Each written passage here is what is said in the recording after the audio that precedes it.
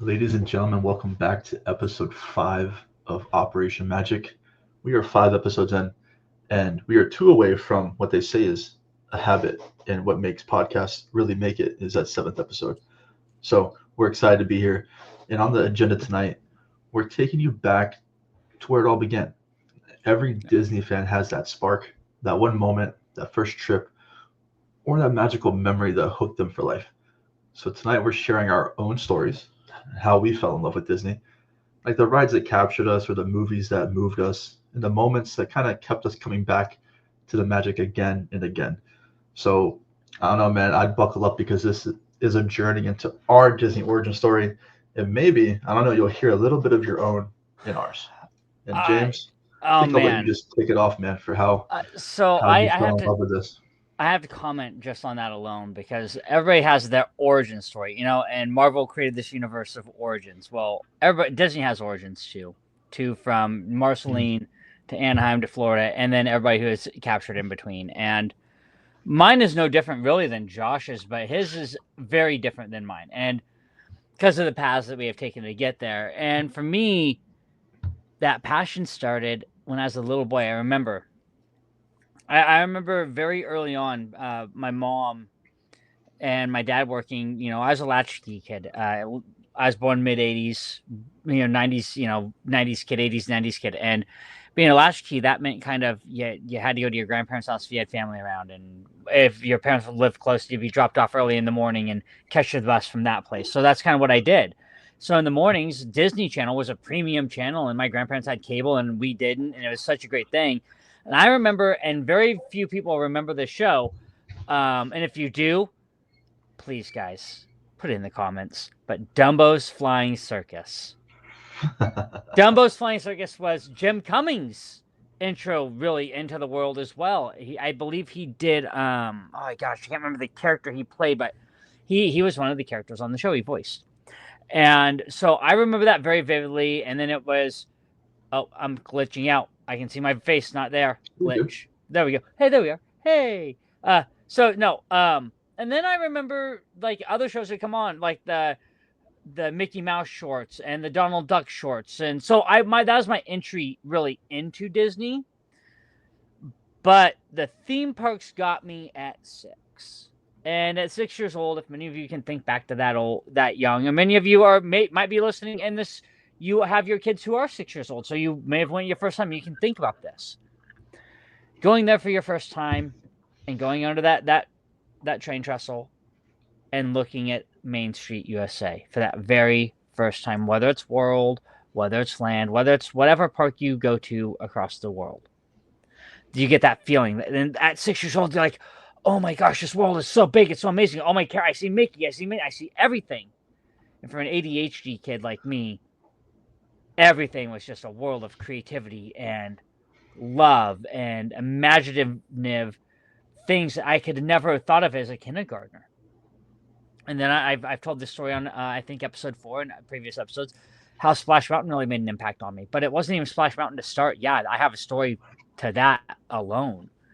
But being to see hear my grandma's story, going with my grandma and grandpa, my mom and dad, at that age, driving down from Northern California and making that road trip, that was a whole experience. And then stopping and doing you know doing the parks for I think it's 3 or 4 days, but it was a truly magnificent experience because also Disney's 35th anniversary I got to go to. So like my existence started on an anniversary year, and so that led me to going back more. The next time I went, I was 12, and so 6 years between trips, you become very reformative. You don't really know what's interesting until you get there till you're 12, and like I was able to run free for the first time and experience the park as a free preteen, and then girls entered the world, and then I got to go when I was 14, 15, 16, and the park became a whole new experience at that point because being a prepubescent teen, chasing girls through the park and being like, hey, you want to go on this ride with me? And experiencing that reformative part of life really sunk its hooks into me because then it stabilized me to when I became a Marine and I was able to go to the park more often and have the money to do that because I had that patience that we talked about in episode 4, right? that I was able to be patient in a different way. I wasn't so much chasing girls as, yeah, I could be at times, but I was more patient with, like, everything was an experience, not just the park and not just, like, being more immersed into what was going on around me. Like riding Indiana Jones, like that whole 90-minute wait in that queue at Disneyland.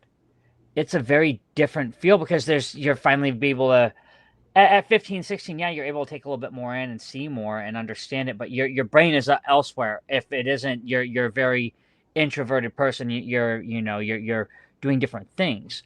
I was a very outgoing theater kid who liked the world as my oyster, and I enjoyed it to the best of my ability. And Disney was the best way to do that at a teen. But at 20 years old, I also had rules and boundaries I had to live by because I had a title under my name that I had to uphold, and I still hold very true to my name. And that's Crayon Eater Extraordinaire. But Just the red ones. just the red ones, right? Yeah. Hey, yellow has a little tang to it, so Little tang to it, a little twinge on a it. little twinge, right? Right? Yeah. So no, but with that said, I understood Disney at a different value, and that's when I started thinking about it creatively. Of like, maybe after I get out, I want to go chase a dream of working here. Maybe Peter Pan's my all-time favorite character, and that being able to see that movie for the first time at 8, 9 years old really transformed my way of thinking. But I thought, well, I'm just short enough. My hair's just dark enough. I wasn't quite as tan at the time. Maybe after I got out, and I didn't have tattoos, maybe I could go audition for Peter Pan after I got out. Why not? 22 years old. I mean, my issue is I got 5 o'clock shadow by the time by the time it's 12, if I shave daily, and yeah, there's that, because shaving daily, as you know, in the military, you develop this habit to having 5 o'clock shadow a lot quicker, and there would be no amount of makeup or foundation that would probably cover this. So with that said, I forewent my auditions in trying to do that, and at 27, I went and worked at Disneyland, and my love even grew more because I got to see the insides, the inner workings of certain things, and understand Walt's overall vision for what the park is. Now, I've taken my kids, my daughters, when they were little, actually about the same age as my boys are at this point. 10 and 7, and my daughters were 9 and 8, and my boys went for their first time at 4 and 7, and my daughters, so at about this age I took my kids for the first time, and I got to see it through the eyes of what my parents went through. So I got to see that, like we talked about again in episode 4, about the grounding experience of being a parent and taking your kid there and seeing it through their eyes, through the holidays and the events and what's happening, And then having a few years and doing some solo trips and being a TA and seeing it through that lens, and being able to do it from leaving the company, being out for a while, and then coming and helping people, which I love to do. I love volunteering my time. That's something that the military has taught us to do, is give time back. Always be giving, and always, want to help out. And that's something that I've carried over even before I was into now. It's so a big part of my life is giving back. But being a TA, I really gave back to even the agents who wanted to learn more about Disney, and the people who just were inquisitive and wanted to know more, even if they didn't go with me. Yeah, it sounds like bad business practice, but I'd rather know more about the park and have a safer visit than me making a few bucks off of you, because that's how I feel about Disney. Was it bad business? Maybe. But do I give a shit? No. Because I care about the heart of what Disney provided for me.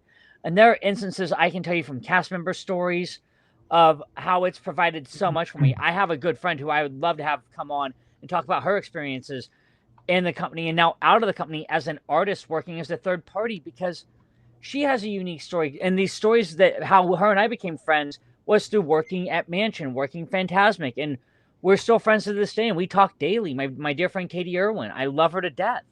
She's like a really a true genuine person, and a true sister, someone that I can call on. Like, hey Katie, what do you think of this idea? How do you think Disney would present it if I'm writing a script or whatever it is? So she was a big part of my fabric, and like she just had a daughter, and that's like my god niece right there. My I love that family, her and her husband Mike, and but I would never had them because of without my Disney story. So that story's played so pivotal in who I am. And then now out to TA, and now I'm out doing podcasting and on STM, and even here, I Disney is a big way of life. If you look at my shirt, I'm like, it's the last part of summer, and Mickey and surfboards, and it's just I love tiki stuff. So it's like this is all part of who I am, and that Disney helped provide that tiki culture, some of it to me because of Dapper Day and what Dapper Day can represent, and not only that, but Trader Sam's, and diving into that bar for the first time and going and being able to dive further into tiki culture and understanding what that was about. That there's so much within my story, little pieces of that fabric, but it all circles back to when I was 6. It all circles back to when I was this little boy, even 4 or 5 years old, in my grandparents' living room in McKinleyville, California, sitting there watching the Disney Channel on an old tube TV. Not very many kids will know what that is, but a lot of adults will. And sitting there and watching these shows that enriched my life. Even shows like Heathcliff, not even a Disney property, but being able to watch Heathcliff and stuff that kids don't get to experience today. But the fact is Disney was so interwoven, and understanding, like, I watched Sword in the Stone before I even knew what Sword in the Stone was. I watched Fantasia well before I knew what Fantasia was. But these characters were so ingrained with me. If you notice in my background, I have my camera a little bit tilted from previous episodes, but I have a Mickey behind me. I do have a Sorcerer Mickey. If I have my camera tilted a different way behind me where this curtain is, there is a big Sorcerer Mickey. Sorcerer Mickey is one of my favorite characters because of understanding how pivotal Fantasia was in my life with that Disney story. So, like, Disney has had its hooks in me since 4, 5, 6 years old. But as I've gotten to be a 40-year-old adult and helping out and being a pen trader, pens galore. You see my pen board behind us, but I have pens and bins and on boards and just in binders everywhere because I love, that's a part of my Disney fabric, because I love pen trading with people. I love sharing that one-on-one communication I talked about in the Instagram post that I made, on our Instagram, talking about, our introduction, about how Josh and I both introduced who we were and how Disney has shaped just who we are, and some pictures back through our lives. Looking back on that, it's just like seeing some of that stuff. I'm like, yeah, that is truly because of that at 6, 7 years old. And now I'm 40 something years old and helping at Disney events that are the biggest Disney events outside of Disney, and being able to be a part of those things and being able to still tell my story in different ways. And now being a podcaster here with you, who has a similar story, but not as similar because of the different caveats and things that you have done. But I do know from talking to you and the stories that we have told already that we have some very unique, similar traits in our Disney fabric and our story, but we're so uniquely different that our stories are awesome in their own way. And I want to hear your take on any of what I've just said, or how it pertains to even you. Yeah. Well, I didn't have cable. Okay. And neither did I. I had to go to my grandparents' house. My beginning for my love of Disney has to go back also to when I was a kid, but it was film. Like I had one VHS tape of Toy Story, and then shout out to Quest for Camelot. It's Warner Brothers, I think. But I had one Toy Story VHS film that I watched like on repeat all the time. But even then, as a kid, I'm not attributing that to Disney. Like, it's just a really great film. I watched my toys. I used to line them up and wait for them to come to life. And that was kind of where my imagination started. I think you can't attribute that to Disney. Sorry to cut you off. You can't, because Disney, that without Disney, Pixar wouldn't have been there, and you wouldn't have had Woody and Buzz there in that movie. No, I mean, like, as far as like, I didn't make the connection that like okay. This movie's connected to this just for our listeners' sake, I had to play devil's advocate. This movie's not connected in my little brain to fair. a bigger entity. Fair. And it wasn't until we got our first infomercial VHS tape that they used to send out to help plan for trips. I remember those. My mom gathered my brother and I. Was probably 9 or 10, and she gathered us in the living room, and She put the VHS tape in, and we're like, okay, cool, watching a movie, and then it starts to click, like, oh, this is for Disney World. Why are we watching this? Because we grew up very poor.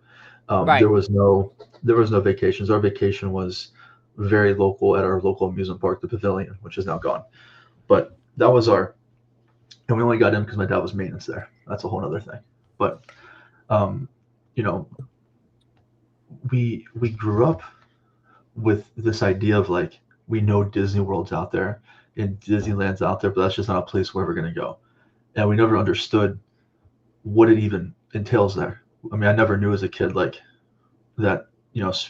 Space Mountain and Big Thunder and all this stuff is out there. I don't even know it exists. And Okay. when I'm watching, my first sentence to my mom was when Mickey pops up, I go, "Is that where the characters live? Is that where they're is that where they're at?" And Wow. she's like, "Yeah, that's where You were that's bought where in. that's where Disney keep that's where all Disney characters live." And I'm like, Okay. "Are we going there?" And that's when she broke the news as a surprise that she had been saving for years Okay. to give us this once in a lifetime. Not knowing now where I'd be sitting here doing a Disney podcast and have gone, 30 times. Right. To her, it's I'm going to take you one time. Every kid deserves an That one opportunity time. to Yep. share this magic, right? And that is truly where that little ember was really placed. And Okay. that trip was the only trip I took up until I took a class trip in high school for our senior trip, but they only took us to Animal Kingdom. Well, I And mean, Animal and Kingdom is a but to win. be honest, I'm 17 years old and I could care less. Mm. Again, just like you mentioned, I've got girls in my brain. I'm Yep. chasing girls around Animal Kingdom. I don't go to the safari. I don't care about looking at a glorified zoo, in my opinion, at the time. Yeah. I rode the Yeti, Mount Everest over and over, Expedition Everest over and over again with the homies, with the girls, hanging out, chopping it up. They did the foam party for us, and I went home. It was a Yeah. 2-day, 3-day thing, and I went home. And then that ember had almost been completely extinguished for me because when I went to Animal Kingdom, I was like, there was no reminder of like, oh, this is the most magical place on earth. Right. Okay. It was completely gone. Fast forward to I joined the military, just like you.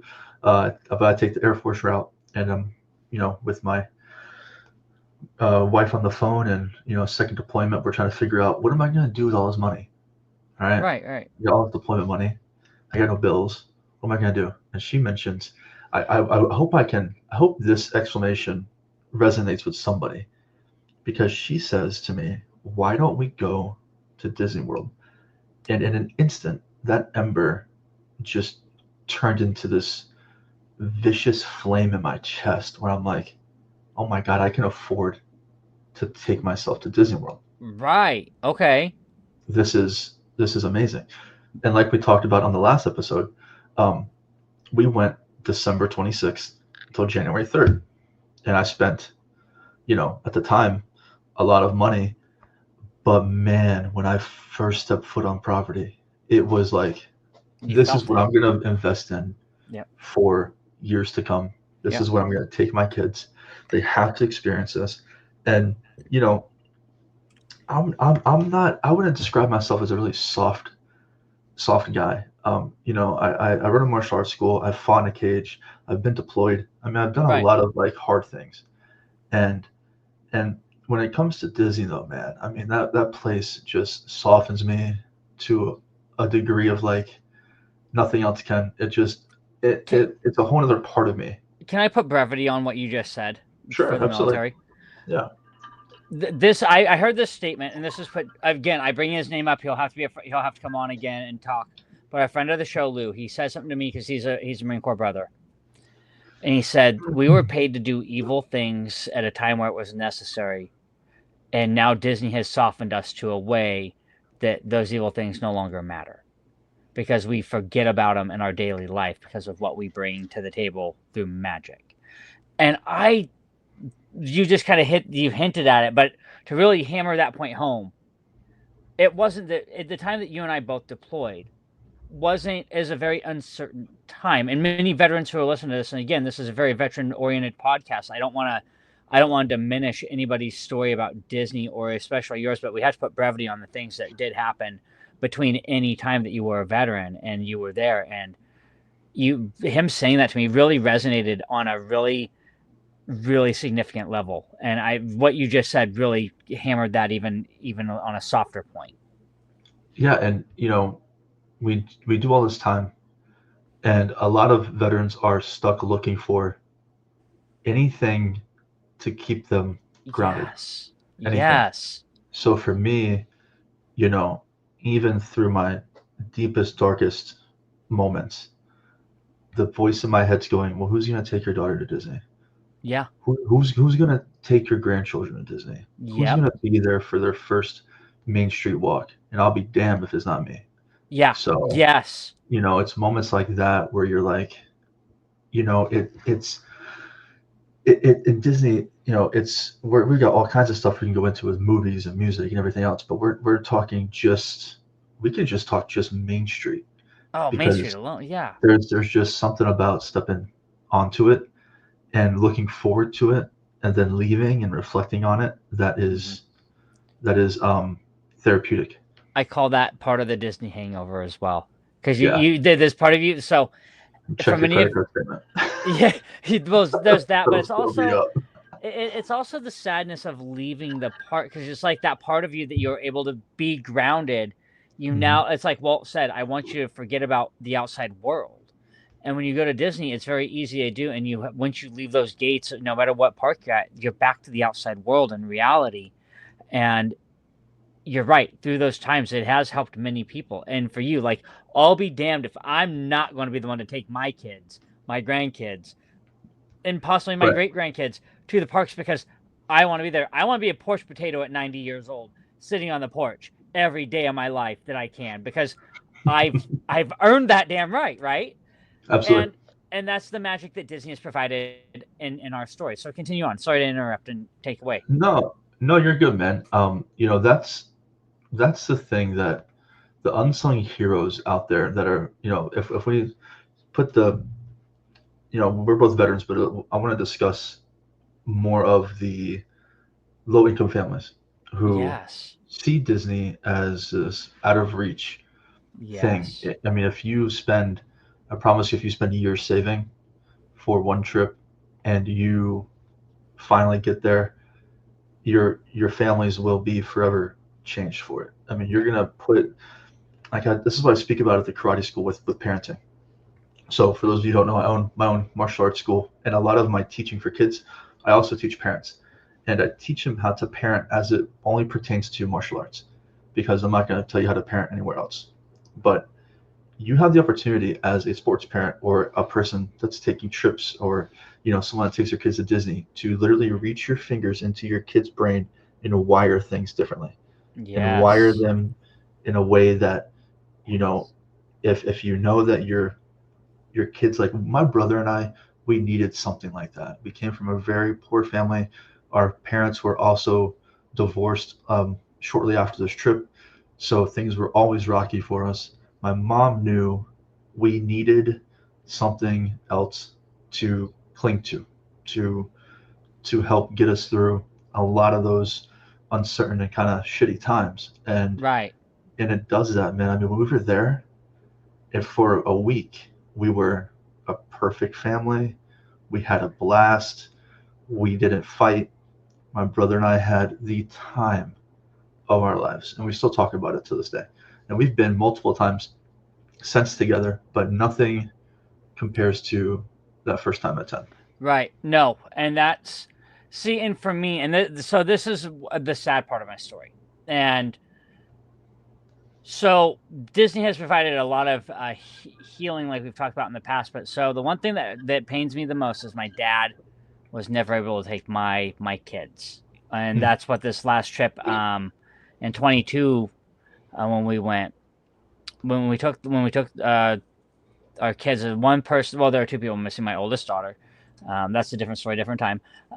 But my dad as well, because my dad made Disney fun. My dad was that guy that you go to medieval times. If you've never been to medieval times, please go and do it at least once. at least Remind me once. about that. I don't want to interrupt you, but I'll circle back to medieval times.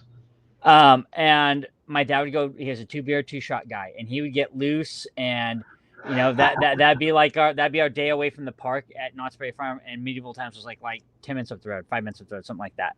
So we go have our day at Knott's, and we go to dinner at medieval times, where we do that, or part of our day at Disney or whatever we do, however it worked out.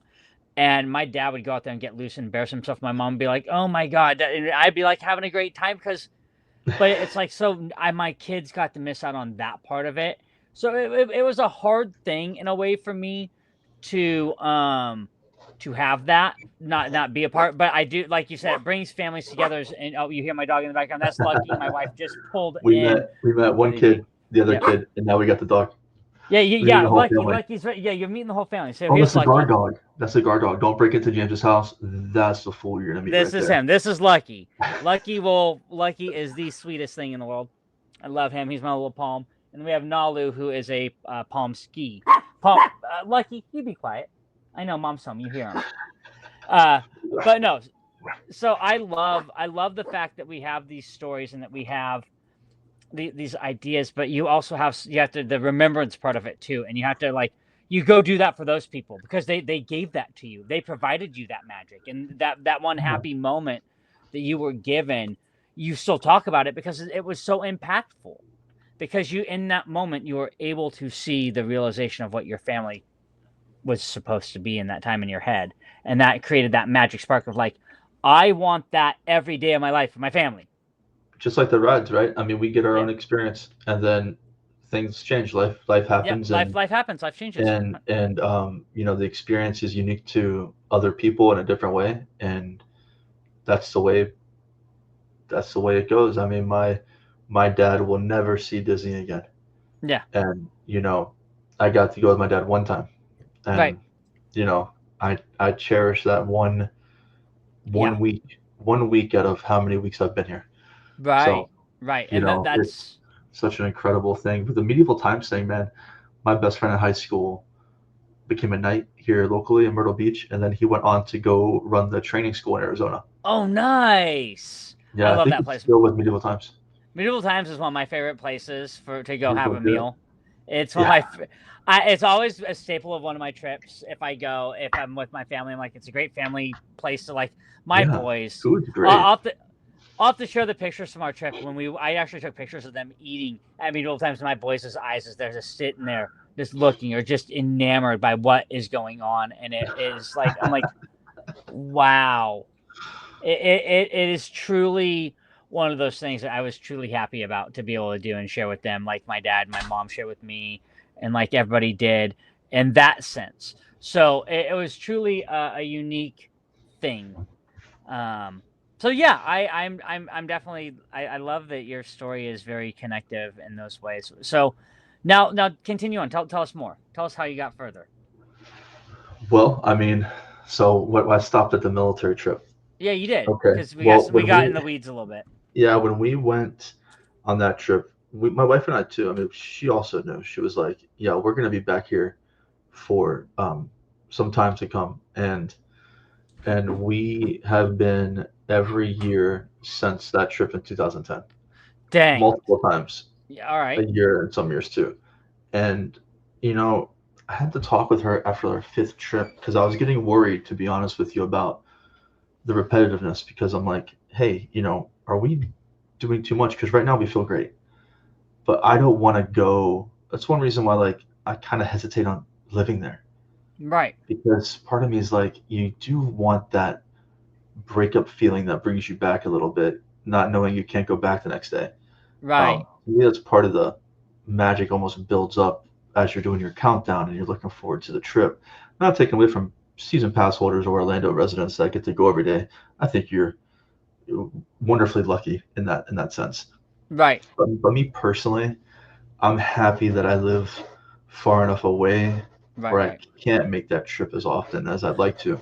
And I can tell you from experience as being a cast member and having to live down in Anaheim area, and even I lived about 90 minutes from the park, and I tried to do that on purpose, but it did not deter me in one bit, because on my days off, I was still at the park. As soon as I got paid, I was at Company D dropping a paycheck because I was buying pins. Because Yeah, it was the access to it, but it did lose some of that luster for a little bit because I was there so much. and that's when we have guests on sharing the magic. Ones that work so deeply in the Disney sphere. I asked a question of God, I forgot who the guest was. It might have been the night. Um, I can't remember his name off the top of my head, but all these guys get asked the same question from me, where it's like, you know, don't you feel? How does it feel to be on the other side of the curtain of Oz, where you're like the Mm-hmm. one facilitating the magic and not the one receiving the magic? Right. Because while I think you're lucky to be able to like be a cast member and facilitate a lot of those memories, Right. I think that it's 1,000 times better to be the family that's getting it. No, and that so yes and no. So from me personally, because of how I am as a person, I loved giving that magic because that was like my whole purpose of being there. Like I loved presenting, but I can argue to the side of the person getting it because we spoke in episode 3 about the screamer of the day and the passes that you can get because that is what you call like you're creating that extra bit of magic. I remember I've told this story about Pierce Brosnan. I'll tell a different story. I remember there's a couple girls. They were in their early 20s and they were here from Australia.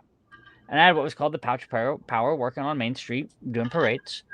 And I had an opportunity to create a magical moment by giving them a pass to, some of the bigger rides that you can't get passes to. Here's the pass. Go enjoy yourself on courtesy of us. Because they're like, oh, we're from Australia. This is the only time we'll probably ever get to come. I'm like, well, shit. In my head, that goes light bulb, Yeah. magic time, and they'll remember that probably for the rest of their life.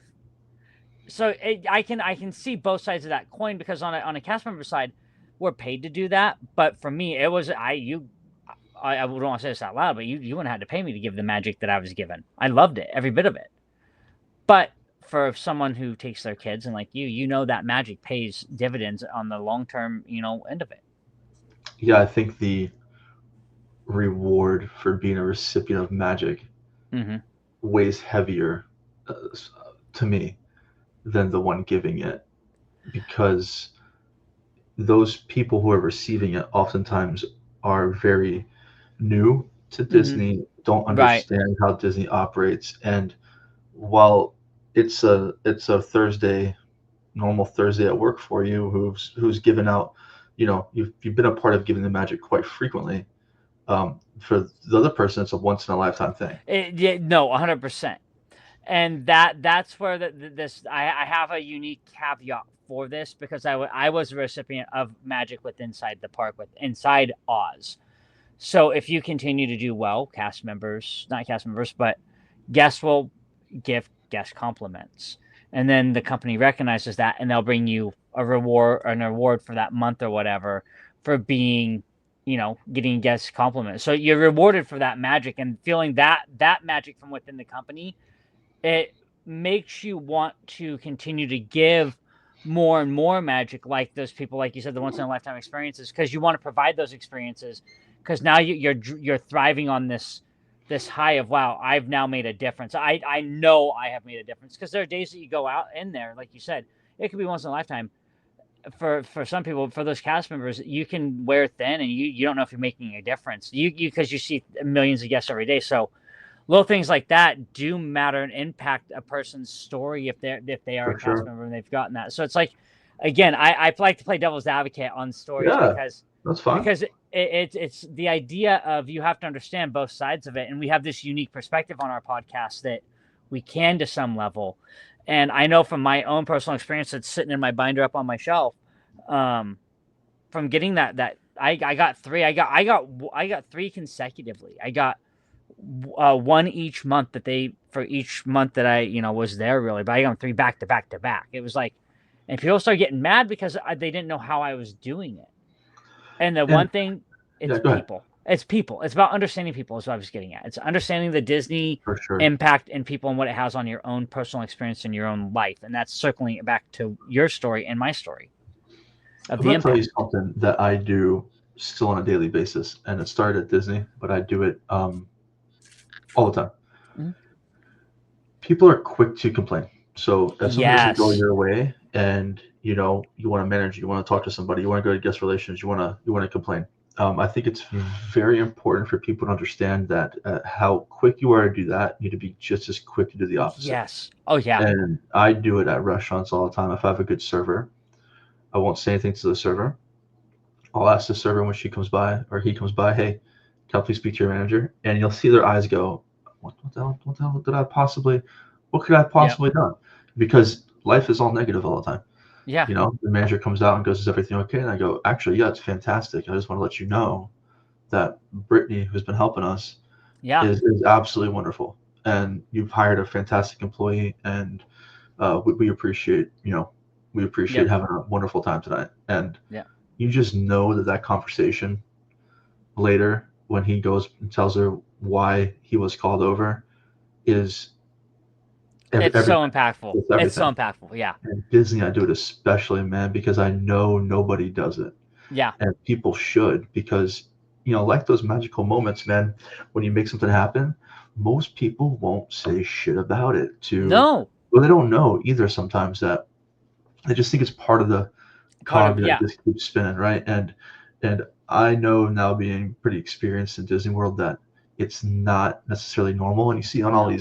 all these normie blogs all the time, on Facebook groups and stuff. They're like, hey, so and so got Disney Magic. How can I get Disney Magic? Well, you can't ask for Disney Magic. It's You just have there. to have it. And sometimes you go and nothing like crazy is going to happen to you. They're not going to Right. go, sparkle, sparkle, here's $1 million. Yeah. Or here's a season pass. That's not how this shit works, man. No, and this is. I'll tell you how my brain worked. When I was trying to sprinkle magic, Mansion, Splash, Phantasmic, parades, whatever it was I was doing, I always brought it up. I listened. It's again, Disney is a people industry. You listen to what's happening in the queue. You listen to conversations. You listen to you can, as people at Mansion, I'll give you a great example. People come up to the foyer in our Disneyland Mansion. And they start to get up to right before you let them into the foyer, and you can start to hear some of the conversations, and you're like, okay. So then, if I'm out there, I know who to kind of peg. But then, if I'm in the expanding room, you don't hear anybody, but you can kind of read body language, or you can kind of get a notion of like who's there for the first time. You can tell if they've got a lot of merch, if they've got a balloon, they've got a popcorn box. You can just kind of tell little tells. Then you have those ones who are super experienced. They're super streamlined, got a backpack, just got the minimal stuff that they need for the day. So Right. I could pick and choose between the two, and that's how I'd work Mansion. I would make my interactions with people like that, and it wasn't just like the or if I was on parades, it was just a matter of if there was a moment that presented itself, or just again, good old conversation, and that is the way my brain worked through sprinkling magic, because that's like, you know what, I'll walk away for 5-10 minutes because I want them to feel like, oh, nothing's going to happen if I'm working parades. But if I come back to you before that parade comes and said, hey, after this parade, here's this. Go use this to your advantage. What are you going to do? How's that going to make you feel? I After mean, I've walked away, we've already had an interaction. I've right. walked away for 5 or 10 minutes. I've talked to other people, and I specifically came back to you after that and said, hey, after this, how does it make you feel as a guest? I mean, I'm going right to whoever I can to Right. talk about it. For me, what it is in my head as a cast member is like, I had a really good conversation with this person. I felt their passion. I feel their love, whether it's their first time or their millionth time at Disney. I want you to feel that passion, that love. And that's how I go into even the parks. Like, you brought up a good point. I'll tell, like, I remember, and I use her name because her name's the same as mine, but I remember telling her lead. Her name is James. If you go to Disneyland, Star Trader. It's the Star Wars like merch store right outside Star Tours. Her name is James. We were pen trading, and we had a great conversation. and I can't. We bought. Oh, we're buying the lightsabers. We're buying the nice little cheaper lightsabers, not the expensive ones, but the ones that for kids that are worth the $50 or They $60 you collapse pay for. on each other or whatever. They Yeah. didn't collapse. They were, but Oh, you they're could solid. take them up. You could take the blades out of them and everything. It was cool. Nice. Because yeah, That's so cool. we spent the money on them. They were worth it. And it's funny because she's like, oh yeah, we get our shipments in. If you're missing a couple, wait till tomorrow. Our shipment comes in tomorrow. Oh, and here's some good pins. I had these back here. I wasn't going to put them out yet. I was going to wait till tomorrow. But here, you want to look at these? And literally, we talked. And I go, you are the quintessential Disney employee. I told her that to her face, and I go, I want to talk to your lead, please. She goes, why? I go, don't worry about why, but just know that you are the quintessential Disney employee and how you handled every situation. I truly appreciate that because I am a former cast member, and I do know the struggle. And I would like to speak to your lead. And she called her lead out, and I talked to the lead off the side. I go, look, I don't know what she's doing right, but that needs to be translated to everybody else I've dealt with in this store tonight because she is doing something truly right.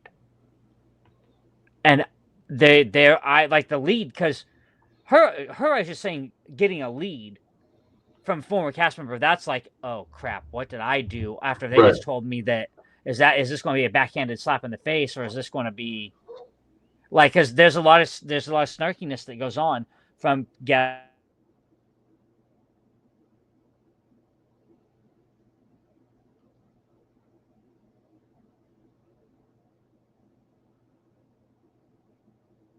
Can you hear me? Uh-oh. We may have some technical difficulty.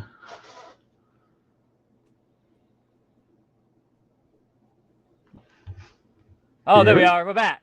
Yeah. Oh, we're back. So yeah, Okay. we're back. So we had a little bit of issues.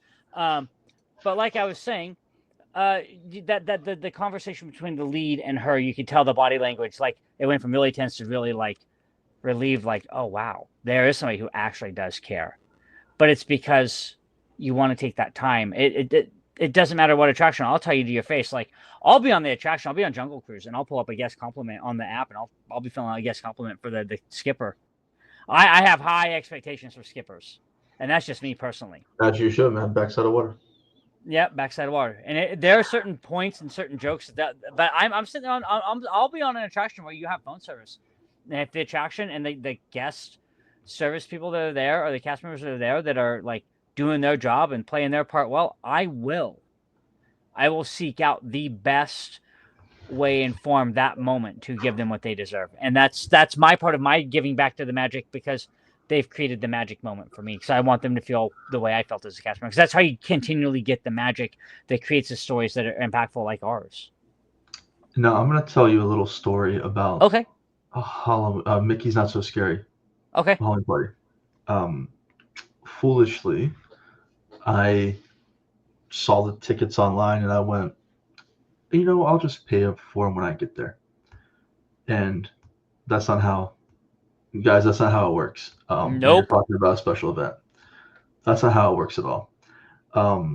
So I show up to guest services.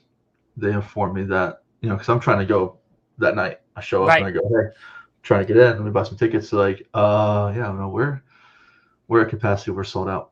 I have my wife and daughter waiting over in the wings. And I'm like, and to back up a little bit, I'm wearing a Roosevelt Walt Original Sketches shirt. Okay. This plays in. And I'm like, okay, head down, walk of shame to my wife, because I'm gonna argue her, man. Like my fault, my bad. Right. And you own the responsibility of it. 100%.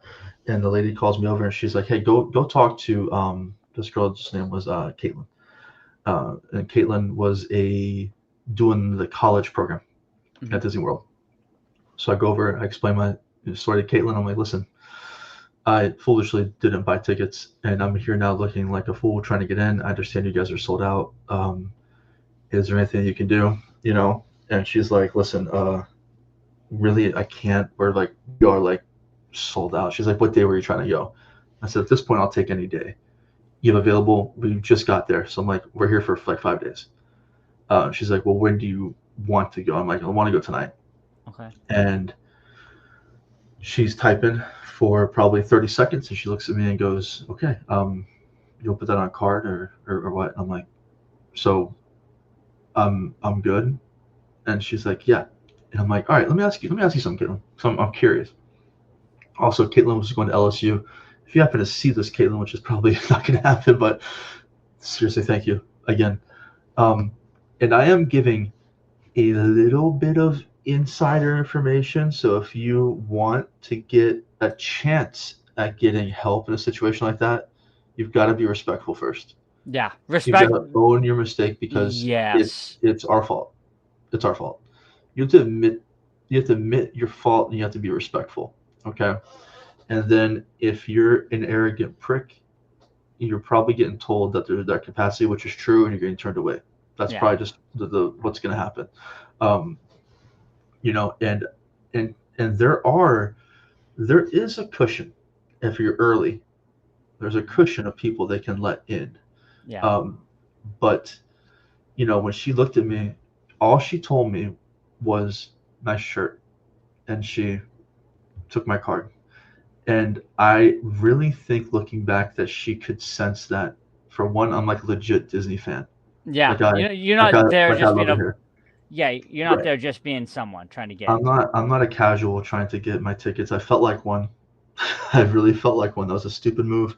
I could Right. feel my wife's eyes just glaring through my soul. You feel the laser beams happening. And I'm like, I gotta walk over there and tell my wife and our infant daughter who is ready to go with like the outfits are in the room and everything like that. I'm like, I'm so screwed. And that Caitlin saved my ass. Saved your And day. and it I immediately left and went to guest services and was like, whatever my favorite line is whatever you're paying them, double it. That's what I always start with. Yeah. Because I'm like, bro, that now I get like there are other people who probably got the same treatment, but they just probably went thank you and moved on. I was probably the only person Yeah. who tried to repay the favor and be like, I can't. I mean, I can't come close. That's the only thing I can do. No, You you know, did. But again, it's that need to want to create the magic if you can. And if there's any realm of possibility and you see like again, we can sense as cast members genuinity of people.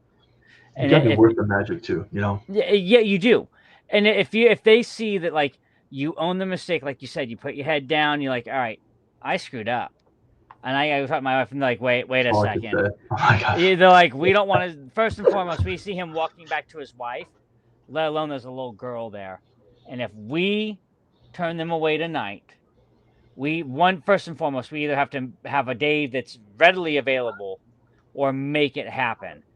And it's And I like, think my last sentence to the first lady was, and I think this is what made her realize, okay, I gotta help this guy. Is I told her, if you can just give me, because my daughter's free. I was like, if you could just give me one ticket to let my wife in, all.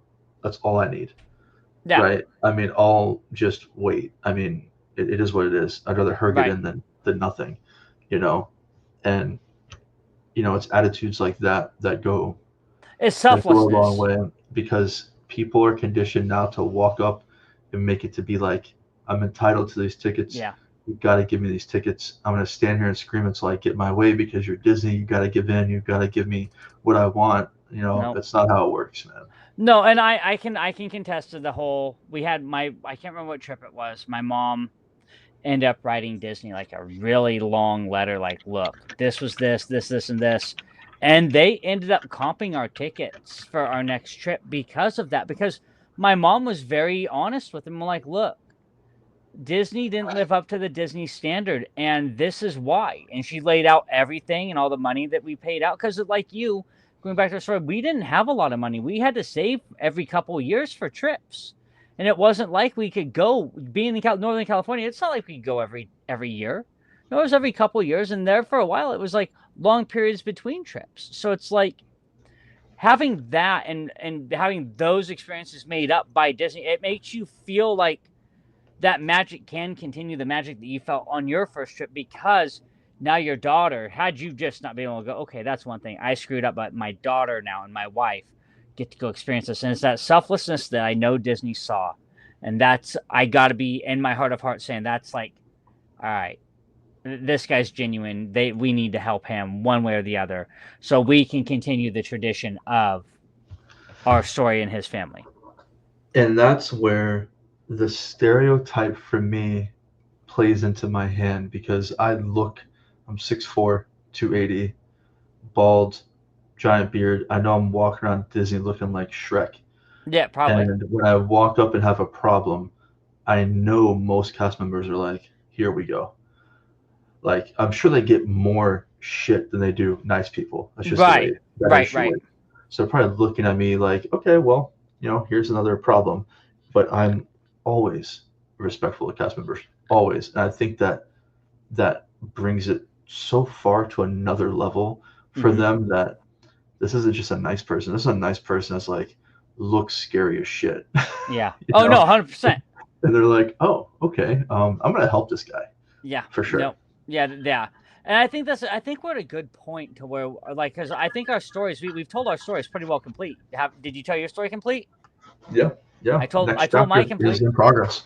Yeah, no, and that's where I'm at. Next chapter is in progress, and the thing is, and I think part of that next chapter being in progress is we just kind of drove it home in the last bit of this conversation, was cast members continuing to do what Walt set out to do, and that was bring family fun entertainment for everybody that you can continue to come back to over and over again and see something new, experience the love and joy from the outside world, and continue to have an impactful story. And several cast members, it's almost, you can look at them and ask them the same question: what is your Disney story? What led you to be a cast member now? What led you to be here? And what led you to be the person you are within the company creating magic? Because don't get me wrong, there are cast members that are bitter and they should not be there. They've been there Yeah, too any other long. job, it's hard to get No, perfect. it's a tough job. It is, and anybody who can do it for long periods of time, more than a season or two, they have the grit to be a Disney cast member for as long as it needs. It's just up to them at that point, in my eyes. It's just like being in the military. If once you get out of your first enlistment, it's really up to you at that point if you want to stay in and if you want to continue down that career. And for me, it's like Disney's almost the same way. And that idea, it's just up to them what path they want to take after that first or second season. But if you're there for the long haul, you have to be able to be willing to sacrifice and willingly give magic and remember where your story came from. Remember where you came from in your Disney story as well, in that sense, because the moment you forget about that, then you forget that it started with a mouse. And that's Absolutely. that's just my 2 cents on it. And veterans, I mean, not just veterans, but everybody who has a Disney story. But again, like, comment, subscribe, do all the things. Um, tell us in the No, comments. Tell us in the comments, right? Is that no, how we're long not it? done. What do we got? We're not done. I'm Oh, not gonna let you get out of here oh, son of. without a little tax, a little something extra. All right, I was trying, guys. I We're only tried. I we're only tried gonna after episode do 4. we got two things we're gonna do. These are light work. Okay. Okay, light work. Okay, okay, I'm gonna rapid fire you just some softball questions. okay, You gotta have to answer instantly. okay, Okay, these aren't questions. These are like they're gonna be things associated with you, like your favorite things. okay, Okay. So you don't have to it's not like trivia or some shit. And then I have a fun little thing for us both at the end. Okay. okay, okay, Okay. I'm just gonna rapid fire you just a couple. okay. Okay. All right. What's the first Disney ride you remember? First Disney night I remember was Splash Mountain. Splash Mountain. Vividly, Okay. Splash Mountain. If you're talking vividly, it's Splash for sure. It's fine. Okay. Favorite Disney soundtrack? Oh gosh, that has to Now. be Now. Mansion, all the Okay. way. Okay. Favorite Disney snack? Oh, snack churro donut, not churro Churro, donut. churro donut. Okay. What's a character you could chill with all day? Oh, that'd be Peter Pan. Peter Pan. Okay. Peter Pan. Yeah. And what is your all-time favorite movie? Oh, Peter Pan. Okay. Perfect. Yeah. Now, what we're gonna wrap with, guys, is an interesting question that I have been tossing around in my brain for a little bit, and I'm gonna give James. I'm gonna answer it first to give James time Yeah. Yeah. Okay, to that's think. fair. It's fair. Okay. Um, we need to pick a character that represents our younger self. Okay. The kid that first fell in love with Disney, and one that represents us now. Okay. So we gotta pick two characters that represent either, I mean, both when we were little and now. Um, and man, mine, I have to explain. Keep in mind the same movie. Okay. Keep in mind the same movie. Um, no. I'll get more creative. I'm gonna go different for the first one. For my younger self, I'm gonna have to say Tigger. Okay. I can see that. And I was a very energetic, active, crazy little kid, and always getting into a little extra something. And out of the group of people I would always be with, and out of my family, I was always just the one that was just going a little crazy, bouncing around a little bit, and Tigger's kind of personality was mine as a kid. Okay. And now I would say Rex from Toy Story. Okay, I could see Rex from Toy Story, short armed. And and Rex from Toy Story, because of what I mentioned earlier, that you have the most ferocious dinosaur on the planet, and then when that dinosaur opens his mouth, it is just the The sweetest, sweetest voice in the yeah. sweetest thing ever. Not a ferocious bone in that body, and that's me at Disney, bro. I mean, I am like walking around like this scary looking thing, like, oh, there's Splash. Okay, oh, there's yeah, let's go over there. Yep. Let's get some So churros. so And mine that's that mine wrapped it for me. mine is very I could go so many different ways with this, but the more I thought about it, the first one is almost a give me. Peter Pan. Mhm. Because I was an only child. So Okay. being an only child, I had to create my own fun. I did I had my best friends, but I loved coming in. I wasn't so much. I loved to have my little pranks. I remember as a kid, like lighting fireworks and throwing up like firecrackers and throwing them under the bathroom door while my mom's on the toilet. Stupid stuff like that. But I remember that sort of mischief being that way. But I also remember having to create my own fun. But I also liked feeling like you can smell like the wind, like that line in Hook. I love being like I've just come in, like the wind. I've just rode the back of the wind, Right. and that's how I felt as a kid. And as I progressed older, yeah, that still remained true, but it transformed more into Mike from Monsters Inc. Monsters Inc. Okay. Because I'm still that wisecracking, smartass person, but it's more like like Peter was calculated to a certain degree. Right. But you look at Mike, he has a plan for everything. Even if the plan fails, Right. he has a plan.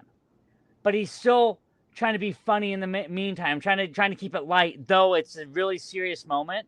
And though I can be super serious, and like Mike very well can be, but you have to go look to the serious side of Mike and Monsters U. But Monsters Inc. Mike is more me today, and like I still that serious Right. tone, but I love to have fun, and I love to still be a big kid. That's what Disney brings out. But yeah, that's the easiest way to put it. Is like if I had to do it quickly and think like that, or McQueen, Lightning McQueen would have to be the other one. Okay. Yeah. So I had to sneak those two in there, and now that's an official All right. wrap on today's episode. Now I can do my spiel of right, Operation guys. Magic, and Yeah. and if I just want to say a little bit real quick to close, and then James, I'll let you take us out, man. All right, man.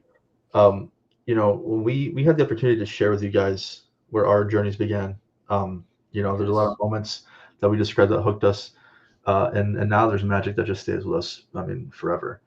And everyone, has their own story like this, their own origin story, like we talked about, and we hope that our sharing it sparks some of your own memories along the way. And maybe if you haven't been in a long time, hearing us talk about it helped you kind of add fuel to that fire. And of course, I'm thankful to have you guys here. I know James is too. We're just two veterans, man. We're just two veterans exploring this one kingdom here with a whole lot of Disney love. So we appreciate you guys. And to finish that up, I truly appreciate y'all. If you're looking for a fun, laid-back Disney podcast, as you see, I'm taking a drink at the moment. Come on, Irish lad, get in here and hang out with me. Right, yeah. So the fact is, guys, is we are one big community, but I want you to look at our podcasts if you know anything about other podcasts and other podcast spheres.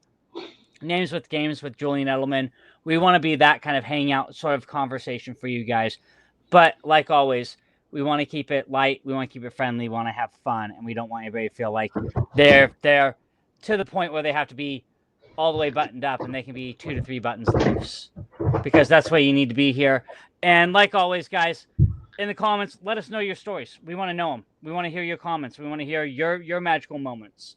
If you do that and tell us your stories, it creates this community to where everybody can relate, and we can really start bonding and building this channel the way that Josh, I know, wants to, I want to, and eventually the way you all will want to, because we'll be such a vast community of like-minded Disney-loving people, which we all want to be. But like always, like, follow, subscribe. If you're a veteran, hit that hashtag veteran in your comment, and we'll make sure once we start getting those comments roll in, reading them on next episodes, and making it a daily part of our routine. When you guys get an episode, we'll start putting a date out when we will start dropping them regularly as we build episodes. It might be a little sporadic, but they will start being built regularly, and we'll start dropping them regularly, and you guys will have a solidified day when you can check out Operation Magic with myself, James Kemp. And myself, Josh Dunn. Make sure, like James said, subscribe to the channel. Subscribe. That cage fighter is coming. This is an angry Disney version of Josh. I'm afraid of him. If you're watching this, you're not subscribed, I hope your line to ride your rides is over 4 hours.